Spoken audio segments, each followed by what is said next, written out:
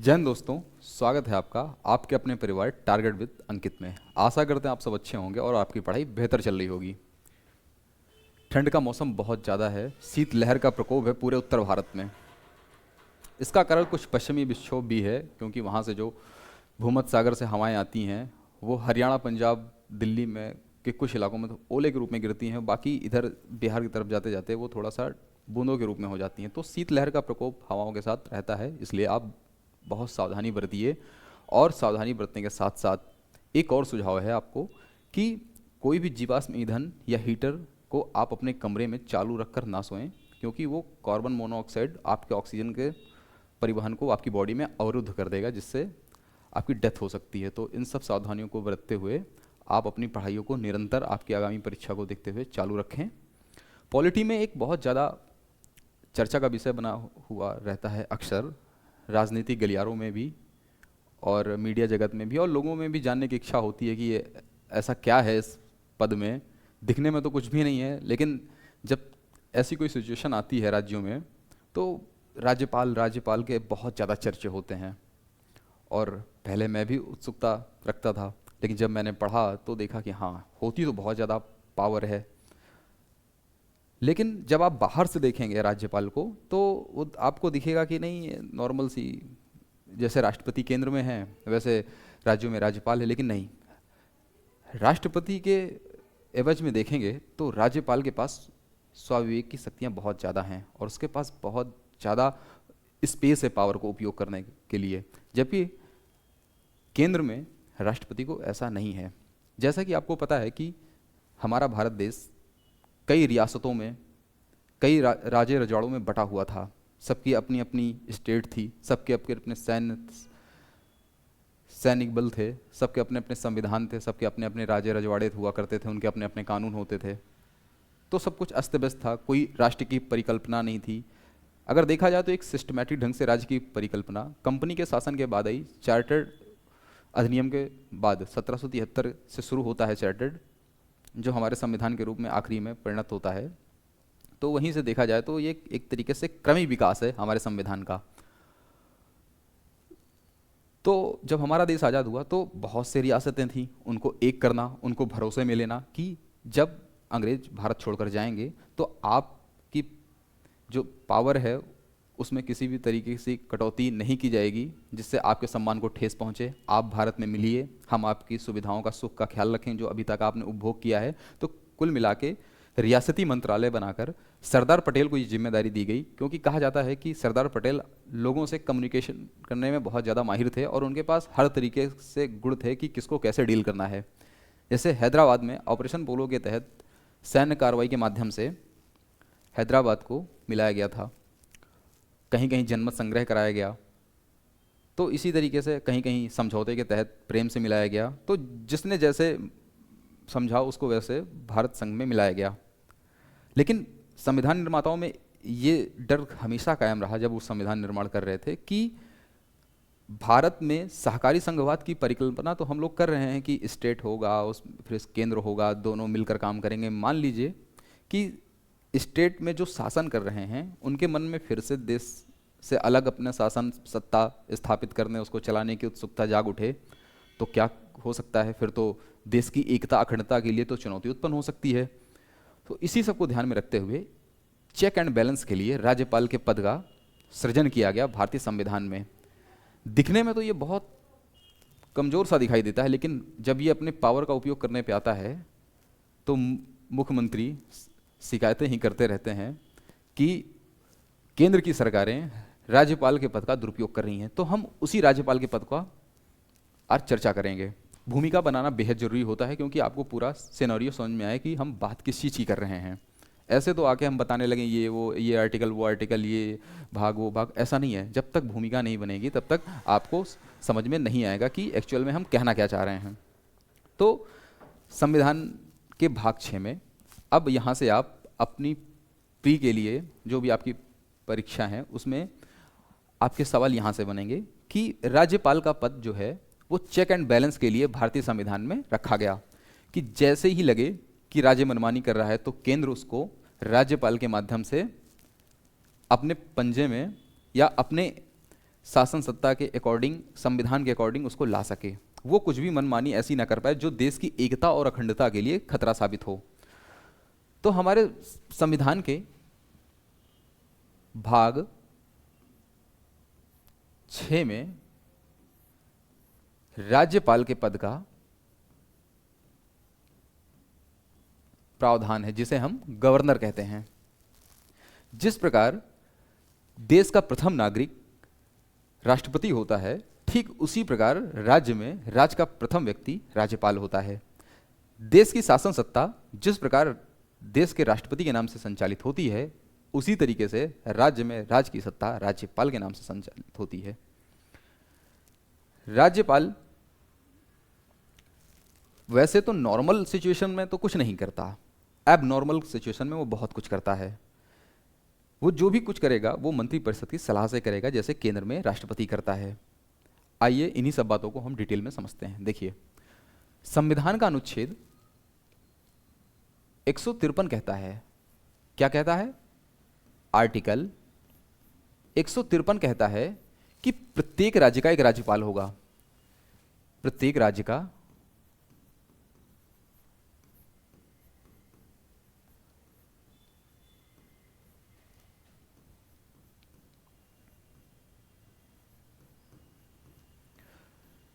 कुल मिला के 153 यह कहता है कि प्रत्येक राज्य का एक राज्यपाल होगा।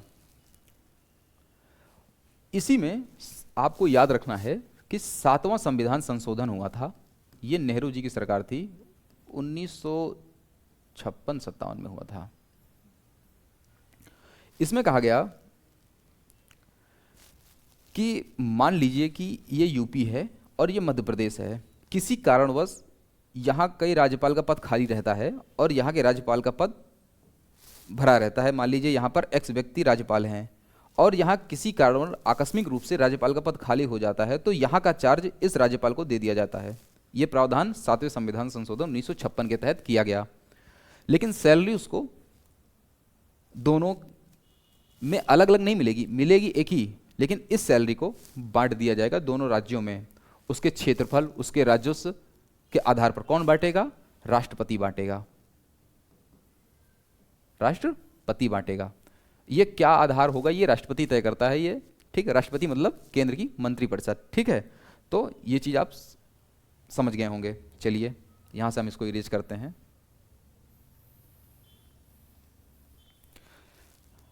हम पूरी आशा करेंगे कि इसके बाद आपके मन में कोई भी कंफ्यूजन ना रहे गवर्नर के टॉपिक को लेकर। अब आइए आर्टिकल 154 पे। यह कहता है कि राज्य के कार्यपालिका शक्ति राज्यपाल में निहित होगी। मतलब कि राज्य में जो भी फैसले लिए जाएंगे या जो भी बिल विधानसभा से पास होंगे वो राज्यपाल के नाम से होंगे। मतलब कि राज्यपाल जब तक उस पर अपना सिग्नेचर नहीं करता है, जब तक उस पर अपनी सहमति नहीं देता है, तब तक वो कानून नहीं बन सकता है। मतलब राज्य की कार्यपालिका शक्ति राज्यपाल में निहित होगी, ये आर्टिकल 154 बताता है। चलिए अब इसको भी यहां से हटा देते हैं। आर्टिकल 155 ये क्या कहता है? आर्टिकल 155 कहता है राज्यपाल की नियुक्ति, मतलब कि राज्यपाल की नियुक्ति और शपथ को आप एक मत समझिए, दोनों अलग अलग हैं।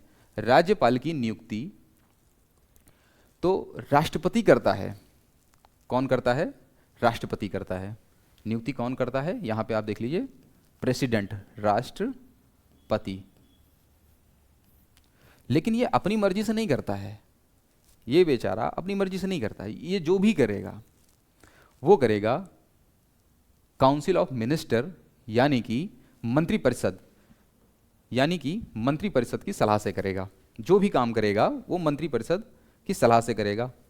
अब मान लीजिए कि सुबह मोदी जी उठते हैं और कहते हैं कि यूपी का राज्यपाल एक्स व्यक्ति नहीं वाई व्यक्ति होगा, तो राष्ट्रपति जी को वो चीज करना होगा। क्यों? क्योंकि जो राज्यपाल का पद होता है वो प्रसाद पर्यंत होता है, प्रसाद पर्यंत। किसके प्रसाद पर्यंत? राष्ट्रपति के। तो सीधी सी बात हो गई कि राष्ट्रपति का मतलब मंत्रिपरिषद, मिनिस्टर ऑफ कैबिनेट, मिनिस्टर जो हैं उन्हीं के इच्छानुसार, मतलब जब मन होगा तब किसी को भी किसी स्टेट का राज्यपाल नियुक्त कर दिया जाएगा, और जब इच्छा होगी राष्ट्रपति की यानी कि मंत्रिपरिषद की, उसी समय किसी भी राज्य के राज्यपाल को उसके पद से हटा दिया जाएगा। चलिए इसको भी हटा देते हैं। अब आइए आर्टिकल 156 पर।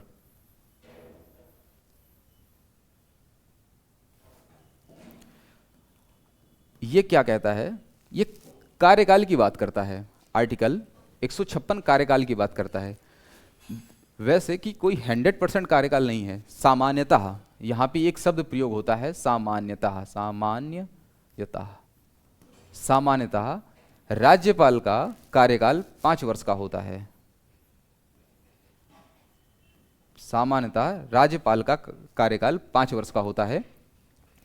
लेकिन जब जैसे ही मैंने कहा कि 155 में उसका कि राज्यपाल का पद प्रसाद पर्यंत होता है, तो 5 साल का कोई वही नहीं निकलता। जब भी इच्छा होगी राष्ट्रपति जी की, वो आराम से हटा देंगे। तो कुल मिला के उनकी इच्छा, तो सामान्यतः 5 वर्ष बोला जाता है। ऑप्शन आए तो ये 5 वर्ष आप मानेंगे। और मान लीजिए उसमें आए कि मंत्रिपरिषद की इच्छा तक, तो आप उसमें बोल सकते हैं कि मंत्रिपरिषद की इच्छा तक। चलिए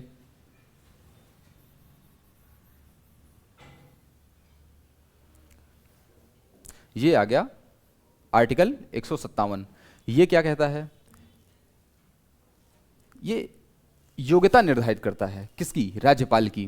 कि अगर किसी भी राज्य में किसी व्यक्ति को राज्यपाल बनाना है तो उसकी योग्यता क्या होनी चाहिए। ऐसा तो कोई भी व्यक्ति बन जाएगा राज्यपाल, की हमें भी बना दो, हमें भी बना दो। देखिए, राज्यपाल बनने की पहली शर्त ये होगी कि वो भारत का नागरिक होना चाहिए, भारत का नागरिक होना चाहिए, और member of parliament plus member of legislative assembly, MP MLA बनने की योग्यता रखता हो। ठीक। तीसरा, कि संसद की विधि द्वारा वो अयोग्य घोषित ना हुआ हो। चौथा, कि वो जो है दिवालिया घोषित ना हुआ हो और एक 35 वर्ष की आयु प्राप्त कर चुका हो। ये उसकी योग्यताएं हैं। अगर किसी में ये योग्यताएं हैं तो वो राज्यपाल बनने के योग्य है। अगर आप में से जो भी पढ़ रहे हैं, अगर उनके अंदर ये सारी योग्यताएं हैं तो वो भी राज्यपाल बन सकते हैं, बजाय कि मंत्रिपरिषद की इच्छा होनी चाहिए। चलिए आगे चलते हैं। इस क्लास के बाद आपके अंदर किसी भी तरीके की कोई कंफ्यूजन नहीं रहेगा, वो किसी भी लेवल का सवाल आ जाए, लेकिन शर्त एक है कि आपको ध्यान से सुनना होगा। पढ़ने से ज़्यादा सुनना जरूरी होता है। चलिए, अब एक आर्टिकल आता है 159। ये क्या कहता है? राज्यपाल के शपथ का प्रावधान करता है कि राज्यपाल को शपथ कौन दिलाएगा। भाई नियुक्ति तो राष्ट्रपति जी कर दिए, उन्होंने जो है आदेश जारी कर दिया ठप्पा मुहर लगा के कि फला स्टेट का राज्यपाल फला व्यक्ति हो गया, लेकिन उसको शपथ कौन दिलाएगा? तो ये बात करता है शपथ की। शपथ, तो शपथ जिस राज्य में राज्यपाल की नियुक्ति हो रही है वहां के हाई कोर्ट यानी उच्च न्यायालय के मुख्य न्यायाधीश, मतलब चीफ जस्टिस ऑफ स्टेट, जिस स्टेट में राज्यपाल की नियुक्ति हो रही है, मान लीजिए कि उस स्टेट में चीफ जस्टिस नहीं है मौजूद उस समय, तो कौन दिलाएगा? तो मोस्ट सीनियर जज, जिसको रिकमेंड करते हैं सीजे, मतलब चीफ जस्टिस ऑफ स्टेट। तो ये हो गया 159 शपथ। आप सुप्रीम कोर्ट के जज मत कर दीजिएगा, स्टेट के हाई कोर्ट की जज की बात मैं कर रहा हूं, उसके सामने शपथ लेंगे राज्यपाल जी। चलिए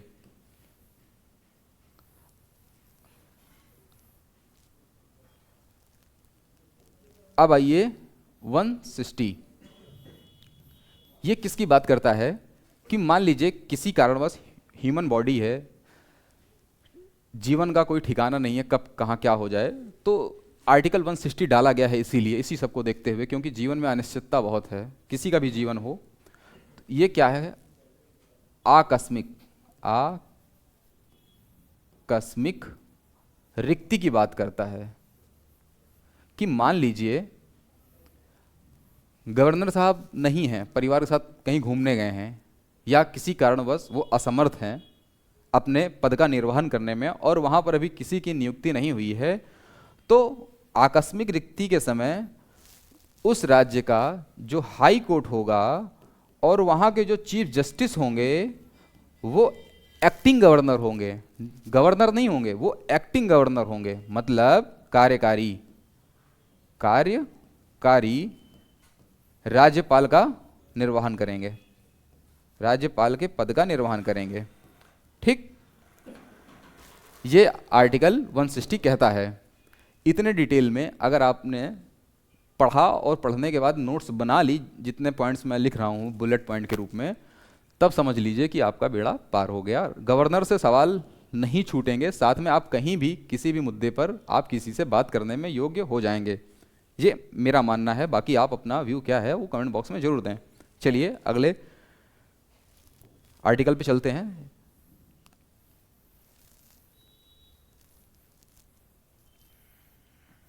आर्टिकल 161, आर्टिकल 161 ये क्या कहता है? क्षमादान। ये राज्यपाल के क्षमादान की शक्ति के बारे में बात करता है कि राज्यपाल क्षमादान कर सकते हैं तो क्या कर सकते हैं। राज्य से संबंधित कानूनों पर अगर किसी व्यक्ति को सजा हुई है तो उसकी सजा को राज्यपाल माफ कर सकते हैं, उसको कम कर सकते हैं और उसके स्वरूप में परिवर्तन कर सकते हैं। लेकिन राज्यपाल डेथ सेंटेंस यानी मौत की सजा को माफ नहीं कर सकते हैं, ये अपवाद है। ठीक है, और ना ही केंद्र के कानूनों पर वो ऐसा कोई पावर रखते हैं। जो भी वो करेंगे वो स्टेट कानूनों के दायरे में रहकर ही करेंगे। ये है उनकी क्षमादान की शक्तियां। अब हम इसमें क्या बात करते हैं कि राज्यपाल के पास, तो ये आपने मोटा मोटी देख लिया कि राज्यपाल के पास इतनी पावर होती हैं, ये मेन आर्टिकल थे। अब हम राज्यपाल के बारे में उसकी यहाँ पे देखिए लिखी हैं शक्तियाँ, उसकी विधायी शक्तियाँ, उसकी कार्यपालिका शक्तियाँ, उसकी न्यायिक शक्तियाँ, उसकी नियुक्तों से संबंधित शक्तियाँ क्या हैं, उसकी वित्त से संबंधित शक्तियाँ क्या हैं, उसकी आपातकाल इमरजेंसी पावर उसकी क्या हैं। देखिए हम इसमें पॉइंट टू पॉइंट बनाते हुए चलेंगे। उसकी जैसे विधायी शक्तियाँ, अब आपसे मैं पूछूं कि विधायिका बनती किससे है राज्य में, तो कि आप सीधा बोलेंगे कि विधानसभा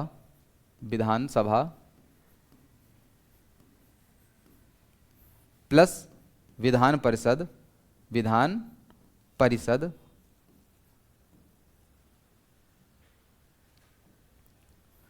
तीसरा राज्यपाल,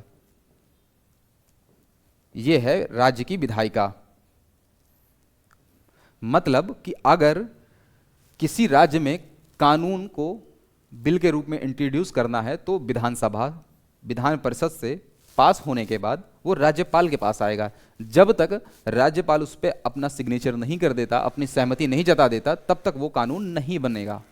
तो कुल मिलाकर जिस भी राज्य में विधान परिषद है, 6 राज्यों में है फिलहाल, ठीक है, तो वहां पर विधान परिषद भी है, बाकी विधानसभा, विधान परिषद और राज्यपाल मिलकर विधायिका का गठन करते हैं। चलिए, इसकी शक्तियां हमने बताई कि मतलब विधायिका बनती कैसे है। अब इसकी शक्तियां क्या हैं? विधायिका से संबंधित इसकी शक्तियां क्या हैं? देखिए, विधायिका से संबंधित इसकी शक्तियां, पहले मैंने आपको बता दिया कि अगर विधानसभा या विधान परिषद से कोई भी कानून पास होकर आएगा तो इस पे राज्यपाल गवर्नर साहब की हाँ की जरूरत है, मतलब सिग्नेचर की जरूरत है। जब तक वो सिग्नेचर नहीं करेंगे वो कानून नहीं बनेगा। दूसरा क्या है कि इनके पास एक और शक्ति है कि मान लीजिए कि विधानसभा ने पास करके कानून राज्यपाल साहब के पास भेजा कि सर इस पर सिग्नेचर करिए।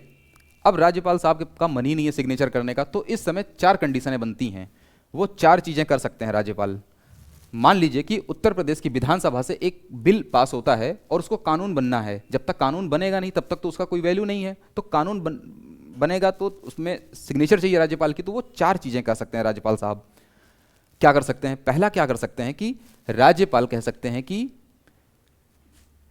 मैं इससे संतुष्ट नहीं हूं, मैं इसको आपके पास दोबारा भेजता हूं, आप इसको एक बार पढ़िए, इस पर चर्चा कीजिए और इसको फिर से पास करिए। तो फिर एक बार इसको क्या वापस भेज देंगे। दूसरा क्या है, इसको वो मान लो कि उनको पसंद आ गया कि हाँ बहुत अच्छा कानून बना है, राज्य के हित में है, तो हाँ कह देंगे, मतलब सिग्नेचर कर देंगे, वो कानून बन गया बिल। तीसरा क्या करेंगे कि निलंबनकारी शक्ति का प्रयोग कर देंगे, सस्पेंसिव वीटो जिसको बोलते हैं, कि मतलब वो अपने पास रख लेंगे, अपने पास रख लेंगे, और पास रखने के बाद चुप हो जाएंगे ऐसे कि मतलब ना हम हाँ करेंगे ना हम ना करेंगे, मैं कुछ नहीं करूंगा, मैं उसको अपने जेब में रख लेता हूं। तो अब उसमें संविधान में कहीं ऐसा टाइम ड्यूरेशन भी नहीं दिया हुआ है कि राज्यपाल कितने समय तक अपने पास वो रखेगा, कोई समय नहीं है, तो उसको अपने पास रख देते हैं। और इसका प्रयोग बहुत ज़्यादा करती हैं सरकारें अपने एजेंट यानी राज्यपाल के माध्यम से, कि किसी भी राज्य से मान लीजिए कि अपोजिट सरकारें हैं, तो वो कह देंगी कि ठीक है राज्यपाल साहब अपने पास कानून आ रहा है, पास नहीं होने देना है, रख लो अपने पास। वो रख लेती हैं, क्योंकि अब करेगा क्या विधानसभा, कुछ नहीं कर सकता, क्योंकि उसके पास कोई पावर ही नहीं है। चौथा क्या करेगा कि कहेगा कि ठीक है, ना मैं वापस करूंगा, ना मैं हाँ कहूंगा, ना मैं अपने पास रखूंगा, इसको सीधा महामहिम के विचारहार हेतु आरक्षित रख लेते हैं, कि मतलब राष्ट्रपति के विचार के लिए रख लेते हैं, कि अभी राष्ट्रपति जी को दिखाएंगे कि उनका जो विचार होगा उसी हिसाब से उनकी हाँ ना की अपेक्षा हम करेंगे, ऐसे नहीं हो। तो कुल मिला के 4 कंडीशनें बनती हैं, तो वो वापस कर देंगे कि दोबारा पास करा के लाइए, इसमें जो कमियां हैं दूर करिए। दूसरा, या तो उस पर हाँ कर देंगे अपना, या तो फिर उसको अपने पास ही रख लेंगे, ना हाँ कह ना ना कह, मतलब अपने पास ही। तीसरा कि तो राष्ट्रपति के लिए उसको अपने पास रख लेंगे और राष्ट्रपति जी के पास भेज देंगे कि हाँ राष्ट्रपति जी के पास गया है, अब वो सोच समझ के बताएंगे, और राष्ट्रपति जी भी उसको जब तक चाहें तब तक रख सकते हैं, उसमें भी कोई टाइम नहीं है। तो ये बहुत ज़्यादा शक्तियां हैं, और ये राज्यपाल की स्वाविवेक की भी शक्तियां हैं। क्या कर लेंगे बताइए आप, इसमें कुछ भी नहीं कर सकता है राज्य का मंत्रिपरिषद, ये राज्यपाल के की शक्तियां हैं, ये बहुत पावरफुल शक्तियां हैं। भाई कोई भी कानून तब तक आप उपयोग नहीं कर सकते जब तक कि वो हस्ताक्षर ना हो राज्यपाल से। अब आपने बिल पास करके भेज दिया, ये हाँ ही नहीं कर रहे हैं, ना कर रहे हैं, अपने पास रख लिए, राष्ट्रपति को भेज दिए, क्या करेंगे आप। तो ये कुल मिला के उससे विधायिका से शक्तियां हैं। एक चीज और, आगे हम बढ़ेंगे तो, कि 1 मिनट थोड़ा इसको हटाते हैं, कि राज्यपाल जो होता है जितनी भी विधानसभा की संख्या है उसका 1/6 हिस्सा वो अपनी तरफ से नियुक्त करता है। किसमें? मनोनीत जिसको बोलते हैं, किसमें करता है? विधानसभा में, विधानसभा में करता है। शिक्षा, साहित्य, लिटरेचर मतलब विज्ञान, खेल जगत, इन सब जगहों से वो 1/6 व्यक्ति, जितनी भी विधानसभा की कुल सदस्य संख्या होगी उसमें से 1/6 व्यक्ति को वो विधानसभा में मनोनीत करता है। ठीक है, वो उसकी शक्ति है, लेकिन वो किसके माध्यम से करता है? वो राज्य की कैबिनेट के अनुसार ही करता है। तो 1/6 ये जिस भी राज्य में जो भी कैपेसिटी होगी विधानसभा की वो उस हिसाब से करेगा। ठीक है, तो ये हो गई उसकी विधायिका शक्तियां। चले आगे बढ़ते हैं, कार्यपालिका से जुड़ी हुई उसकी शक्तियां।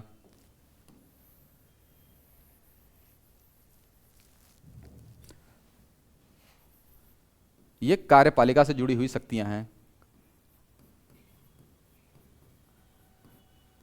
अब आपको बता दें कि राज्य की कार्यपालिका कितने लोगों से मिलकर बनती है, आपसे पूछे तो राज्य की कार्यपालिका 4 लोगों से मिलकर बनती है। एक राज्य का महाधिवक्ता, अटॉर्नी जनरल ऑफ स्टेट, जो राज्य को देश के विभिन्न अदालतों में रिप्रेजेंट करता है। मान लीजिए कि आप उत्तर प्रदेश सरकार के खिलाफ कोई मुकदमा करते हैं, तो क्या सरकार लड़ने जाएगी? नहीं, उसने राज्य का महाधिवक्ता पद जो संविधान में बना हुआ है उस पर एक व्यक्ति को वो नियुक्त करती है। वही व्यक्ति राज्य का जो है थाना, कोर्ट कचहरी सब देखता है। यही जो है कोर्ट कचहरी का मामले देखता है, जिसको हम राज्य का महाधिवक्ता बोलते हैं। ये कार्यपालिका हो गया, प्लस इसके साथ मुख्यमंत्री जिसको हम सीएम बोलते हैं, प्लस मंत्रिपरिषद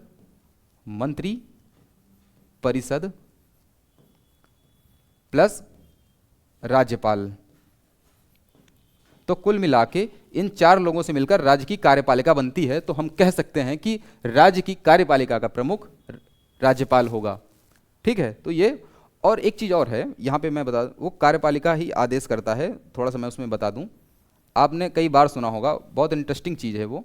देखिए, मान लीजिए कि विधानसभा सत्र में नहीं है, ठीक है, अब कोई ऐसी सिचुएशन आन पड़ी है कि कानून की ज़रूरत है, तो क्या होगा कि मंत्रिपरिषद कहेगी कि ये कानून है, आप अध्यादेश जारी करिए, तो राज्यपाल साहब उठेंगे और अध्यादेश जारी कर देंगे। मान लीजिए कि अध्यादेश 1 तारीख को जारी हुआ जनवरी में, तो वो 6 महीने तक, अगले जनवरी, फरवरी, मार्च, अप्रैल, मई, जून, तो जून तक वो 30 जून तक लागू रहेगा। मतलब 6 महीने तक तो वो पूरी तरीके से कानून की तरह लागू होगा। और आपको पता है कि साल में 2 सेशन होते हैं विधानसभा के, तो जैसे ही विधानसभा शुरू होगी, विधानसभा शुरू होने के 6 हफ्ते, 1 हफ्ते में 7 दिन होते हैं, तो 42 दिनों के भीतर उसको विधानसभा से पास होना है अध्यादेश को। अगर वो पास नहीं हुआ तो वो कानून नहीं रहेगा, रद्द हो जाएगा। तो कुल मिलाकर अगर अध्यादेश जारी करता है राज्यपाल, तो वो कुल कितने दिनों तक रहेगा वैलिड? 6 माह 6 सप्ताह। ठीक है, ये उसकी कार्यपालिका से संबंधित शक्तियां हैं। और एक चीज़ और है कि राज्यपाल सीएम और उसकी मंत्रिपरिषद से मांग सकता है कि हाँ, राज्य में कानून का शासन कैसे चल रहा है, आप लोग क्या कर रहे हैं, रिपोर्ट दीजिए। ये सब तो नॉर्मल सी बातें हैं, मांगता रहता है। चलिए, अब उसकी न्यायिक शक्तियां देखते हैं कि राज्यपाल की न्यायिक शक्तियां क्या हैं। वैसे अगर आप इसको नोट कर लेंगे तो जितना हम शब्द बोल रहे हैं, क्योंकि लिखना उतना आसान नहीं होता है, लिखेंगे तो आपकी क्लास लंबी हो जाएगी। आप मेरे शब्दों को समझिए कि मैं आपको कहना क्या चाह रहा हूँ। ठीक है, चलिए अब आते हैं इसकी तीसरी शक्ति पर। यह है न्यायिक शक्ति। किसकी? न्यायिक। ये न्यायिक शक्ति है राज्यपाल की। राज्यपाल जो होता है वो राज्य में डिस्ट्रिक्ट कोर्ट के न्यायाधीशों की नियुक्ति करता है, तो उसकी न्यायिक शक्तियां हो गई। District court, DC, district court में जजों की नियुक्ति करता है। एक चीज आप लोग यहां पे कंफ्यूजन मत क्रिएट कर लीजिएगा, वो हाई कोर्ट में ऐसा कुछ नहीं करता है। जब हाई कोर्ट में मुख्य न्यायाधीश या अन्य न्यायाधीशों की नियुक्ति राष्ट्रपति करता है तो वो राज्यपाल से सलाह जरूर लेता है, लेकिन जब राज्य में कई डिस्ट्रिक्ट कोर्टें होती हैं, जिला न्यायालय होते हैं, तो वहाँ पे अगर वो न्यायाधीश की नियुक्ति करेगा तो वो गवर्नर करेगा, यानी राज्यपाल करेगा। तो इस चीज़ को आप क्लियर कट समझिएगा कि नियुक्ति डिस्ट्रिक्ट कोर्ट में जजों की राज्यपाल करता है, उसकी न्यायिक शक्तियाँ। प्लस क्षमादान की शक्ति आपने तो 161 के तहत देखी ही, वो भी उसकी न्यायिक शक्तियां हैं कि वो क्षमादान पूरी तरीके से कर सकता है, किसी की सब डेथ सेंटेंस को छोड़ के बाकी वो सबको मतलब सजा को ही माफ कर सकता है। प्लस वो उसकी अवधि को कम कर सकता है, उसके स्वरूप को भी बदल सकता है कि मान लीजिए कि जो है उसको उम्र कैद हुई है तो उसको कम करके 10 साल 15 साल कर दे, या ऐसे कुछ मिला के जो भी उसमें है वो कर सकता है। तो ये हो गई न्यायिक शक्तियाँ। चलिए आगे बढ़ते हैं, चौथी शक्ति पर आइए। बस बहुत नहीं, 5 से 10 मिनट की क्लासें और हैं, चौथी शक्ति पर आइए। हम इतने डिटेल में चल रहे हैं, अगर हम पॉइंट टू पॉइंट अभी बताना हो तो बहुत जल्दी क्लास 15 मिनट में ही खत्म हो जाएगी आपकी, ऐसी कोई बात नहीं है। चलिए जल्दी से देखते हैं, ये उसकी चौथी शक्ति क्या है? नियुक्तियां, नियुक्तियों से संबंधित। अब बताइए कि राज्यपाल नियुक्ति किसकी करता है? राज्य के महाधिवक्ता, attorney general of state, attorney general of state की नियुक्ति कौन करता है? राज्यपाल करता है। दूसरा कि राज्य में जो लोक सेवा आयोग हैं, लोक सेवा आयोग, वो संघ लोक सेवा आयोग नहीं भाई, ये राज्य के लोक सेवा आयोग हैं, उनके अध्यक्षों और सदस्यों की नियुक्ति करता है।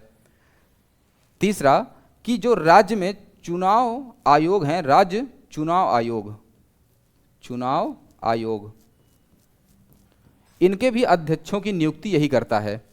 एक चीज और है कि जब राज्य वित्त आयोग का गठन होगा, वित्त आयोग का गठन होगा राज्य, जो क्या करता है? राज्य में जो पंचायतें होती हैं उनके पैसे का वितरण के लिए ये फॉर्मूले सुझाता है, तो इसके भी अध्यक्षों की नियुक्ति राज्यपाल करता है। तो कुल मिलाकर अटॉर्नी जनरल ऑफ स्टेट उसकी नियुक्ति करता है, लोक सेवा आयोग के अध्यक्ष सदस्यों की नियुक्ति करता है, प्लस राज्य चुनाव आयोग के अध्यक्ष की नियुक्ति करता है, और वित्त आयोग के अध्यक्ष वित्त आयोग के अध्यक्ष के नियुक्ति करता है। तो ये उसके नियुक्ति से जुड़े पावर हो गए। चलिए आगे बढ़ते हैं, उसके पांचवी शक्ति पर आते हैं। अगर स्पीड थोड़ा धीमी लग रही हो तो ऑप्शंस आता है यूट्यूब में, उसको आप स्पीड थोड़ा बढ़ा लीजिएगा, क्योंकि जो फ्रेशर बच्चे होते हैं उनको समझाना डिटेल में ज़्यादा जरूरी होता है। जो थोड़ा पढ़े हुए होते हैं उनके लिए तो ये क्लास थोड़ा धीमी है, तो उसके लिए हम माफ़ी चाहते हैं, लेकिन थोड़ा सा आप कोऑपरेट करिएगा। चलिए, वित्त से संबंधित ये उसकी पांचवी शक्ति है, राज्यपाल की पांचवी। इसके बाद ये सेकंड लास्ट है, इसके बाद लास्ट बचेगी। देखिए वित्त क्या है कि राज्य में जो वार्षिक वित्तीय विवरण प्रस्तुत होता है वो राज्यपाल को करना होता है, लेकिन राज्यपाल उसको नहीं करता है। वो किससे करवाता है? राज्य के वित्त मंत्री से करवाता है। तो किससे करवाता है? बजट प्रस्तुतिकरण और सर्वे, ये उसकी वित्त से संबंधित जुड़ी शक्तियां हैं। किससे करवाता है? वित्त मंत्री से। कहां पर प्रस्तुत करवाता है? वित्त मंत्री से विधानसभा में। ठीक। दूसरा क्या है कि जो वित्त विधेयक होता है उसको पेश करने के लिए अनुमोदन की आवश्यकता होती है। उसको अनुमोदित कौन करता है? विधानसभा का अध्यक्ष करता है, और अनुमोदित करने के बाद उसको भेजता है राष्ट्रपति के प्रायर रिकमेंडेशन के लिए। तो रिकमेंडेशन कौन देता है? राज्यपाल देता है। रिकमेंड कौन करता है कि हाँ ठीक है, बढ़िया है, वित्त विधेयक है, इसको पेश करिए विधानसभा में? तो कौन करता है? राज्यपाल करता है। एक मिनट, राज्यपाल करता है। ठीक। और एक चीज और है कि जो कंटिजेंसी फंड होता है, राज्य आपदा कोष निधि होती है, वो भी राज्यपाल के अधीन होती है। तो ये जो है उस कोष से अलग होती है जो सरकार के अंडर में होती है। ये आपातकाल के लिए होती है कि मान लीजिए बाढ़ आ गया, भूकंप आ गया, हिमस्खलन हो गया, या कोई ऐसी आपदा आ गई कोरोना जैसी, तो इसमें से वो पैसा तुरंत निकाल सके, विनियोग विधेयक की जरूरत ना पड़े। तो ये राज्यपाल के तत्वाधान में होती है, यानी कि एक तरीके से मंत्रिपरिषद। चलिए, ये हो गई वित्त से संबंधित शक्तियां पांचवी। अब ये लास्ट बची है, इसके बाद हमारी क्लास खत्म हो जाएगी, और आप अपना रिव्यू जरूर दीजिएगा कि क्लास लगी कैसे आपको। ठीक है, ये लास्ट है छठा, आपातकाल, इमरजेंसी पावर। आपातकाल, इससे जुड़ी पावर, ये राज्यपाल, ये भाई साहब बहुत अच्छी होती है। मान लीजिए कि स्टेट और सेंटर में दो अलग अलग दलों की सरकारें हैं, एक दूसरे को देख नहीं पा रही हैं। अब मान लीजिए लॉ एंड ऑर्डर की सिचुएशन राज्य में क्रिएट हो गई है। अब सेंट्रल गवर्नमेंट कह रही है कि किसी तरीके से हमारा यहाँ पे दखलंदाजी करने का मौका तो मिले, और मिल गया, क्योंकि लॉ एंड ऑर्डर राज्य की सरकार का विषय है और वो संभाल पा नहीं रही है। तो राज्यपाल साहब को एक आदेश जाएगा, ये फोन जाएगा कि आप कहिए, एक पत्र निकालकर अधिसूचना, कि राज्य का शासन जो है, राज्य का शासन संवैधानिक प्रावधानों के अनुरूप नहीं चल रहा है।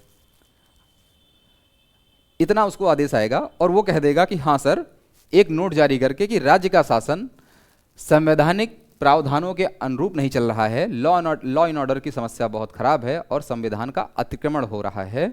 इतना सा कहेगा और बस राष्ट्रपति साहब क्या करेंगे? 356 इंपोज कर देंगे। लो भाई, ये क्या हो गया?